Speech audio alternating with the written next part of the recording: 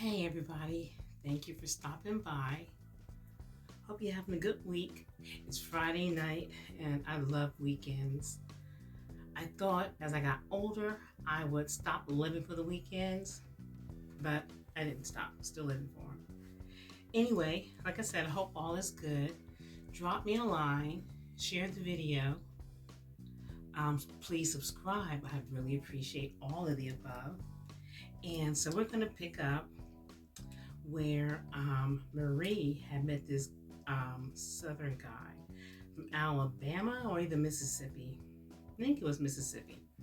But he was pretty nice looking and they seemed to get along pretty well. And he calls her Shorty, although she's probably 6 or 7 inches taller than him. Okay, maybe 6 inches. But anyway, we had left off where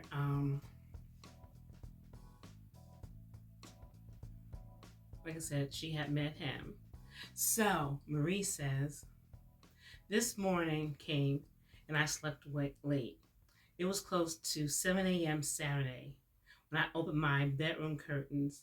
Then I went down to the kitchen and opened the curtains at the door. This way everybody knew I was up, especially my mother. This family started visiting each other early, usually in time for breakfast. Then I went back upstairs.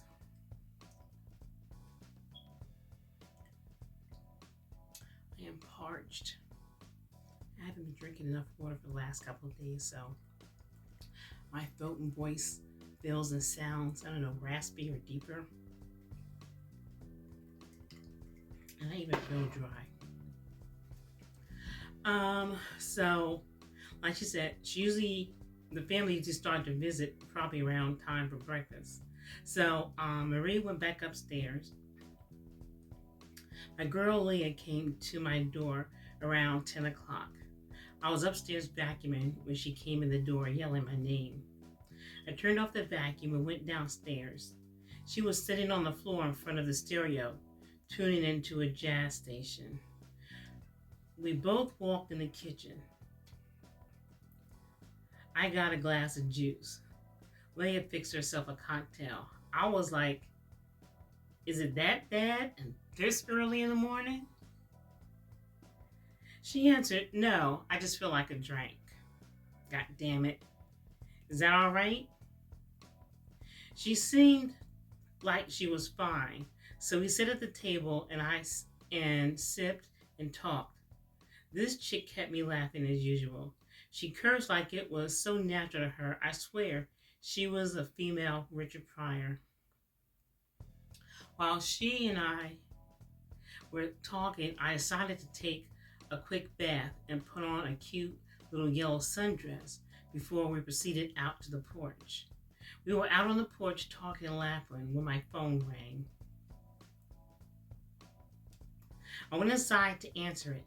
Jonathan was on the other end. He asked me what I was doing, and I told him sitting outside talking with Leah. He seemed to get a slight attitude because she was here. I asked him if he was coming over. He said no. So I thought to myself, if he's not coming over, why is he concerned about her being here? Anyway, I figured, oh, so he's a bit jealous. I guess by our 7th month into seeing each other, our time spent together started to lessen.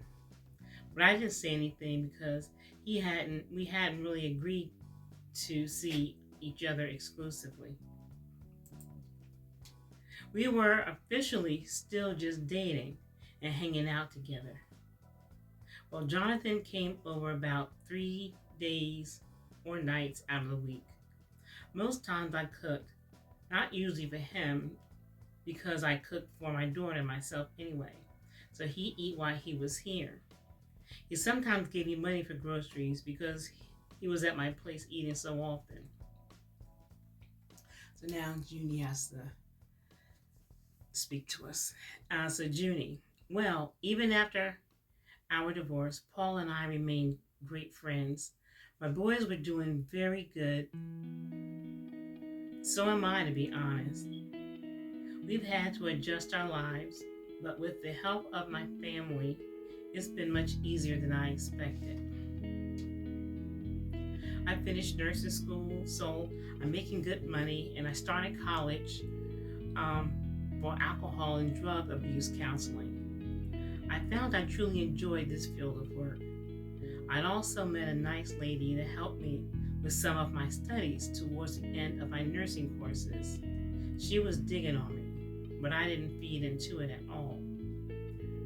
I was a gentleman as usual, let her know at the same time romance was none of my mind. When I actually met her, I was going through a lot of shit trying to hold on to my marriage, and she respected me being married, which made things real smooth between she and I during study time. Although every now and then, she still gave me subtle little hints that she was attracted to me. Well, I couldn't afford to not have her tutor me at this point. After Paula and I got divorced, I'd say about a year later, I did go on a date with her. It was nothing fancy. We just went out for pasta dinner and a movie. She was cool. She too was thick and dark coloring and also Italian. Paula was Sicilian and Lisa was Roman.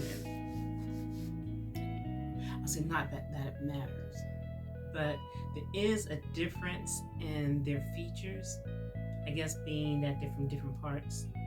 Anyway, I was taking this friendship extremely slow. I made it very clear to her. Every once in a while we'd go out, but she called me kind of regularly just to say hello and to see how me and my boys were doing. She already knew how we were doing because her son and my son had been best friends for years. She'd invite us over to dinner sometimes, and I will say she was a fantastic cook. Man, she could really burn. She was kind of known as around the neighborhood as the Italian mama. She always had her kids' friends eating at her house. Well, about 9 months, I broke down and invited her and her kids to my parents for a little cookout. We all hit it off from that day on. Her son had visited my parents' house on occasion with me and my boys for several years before. Say for Halloween, or we just stopped by, we were on our way, to the court or something like that. Or if he was just hanging out with us, like I said, for a few hours. Come to find out, Lisa had talked to my mother about how hesitant I was to go into a relationship, and how I had told her I had no plans to get married again. Well, I didn't say anything to her about putting my business out because I knew my mom understood my situation and my reasoning. Heck, my mom and dad had told me to take my time. There was no need to hurry into anything. I needed time to get myself together emotionally and to put my attention towards my boys and myself. She admired how close me and my boys were and how well we functioned and ran our house without a woman. I had been taught to do all the things a woman can do around the house, and I was teaching my kids the same thing. We men didn't need a woman to take care of us or to cook for us. We needed a woman for companionship. Actually, one time Lisa and I were in my kitchen when we had gotten into a little argument about me not needing her for household chores. Finally, after she had gone home and thought about our debate, she realized that me not needing her to take care of my house or be my house slave was a good thing. So I continued trying to keep our friendship on a slow track, but somehow, somewhere, Lisa started bringing up marriage. I was like, oh no, not this shit. After about 2 weeks of her talking about our relationship, being committed and tying the knot, I had to tell her in a nice way that maybe we shouldn't see each other. Oddly enough, she agreed with me. She didn't intend on wasting her time dating the guy that had no intentions of getting married to her. So we stopped seeing each other. I did better than she did on staying away though. I didn't call or go by her place. But she called me about once every 2 weeks to see how we were doing, me and the boys. I told myself I had to accept that I did miss her. She was a great companion. We enjoyed so many interests. She had a damn good, and she was a damn good cook. All kinds of food she could cook.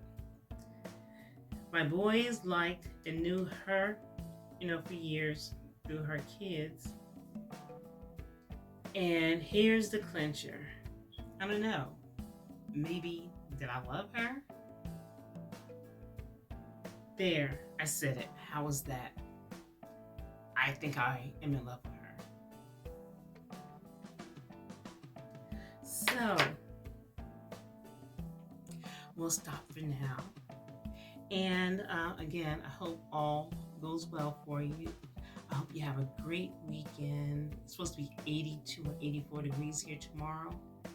And I'm going to be out there enjoying that summertime weather because that is super warm for us here in New Jersey. Like I said, leave me a message. Let me know what's on your mind. If there's any kind of topics that you'd like to just share, share what's on your heart, what you've been thinking about, any questions you might have, any problems you want to talk about. Like I said, drop me a line. I'll be glad to get back to you. And you, again, be kind to yourself, like yourself, and love yourself. Thank you for stopping in, and I will see you again soon.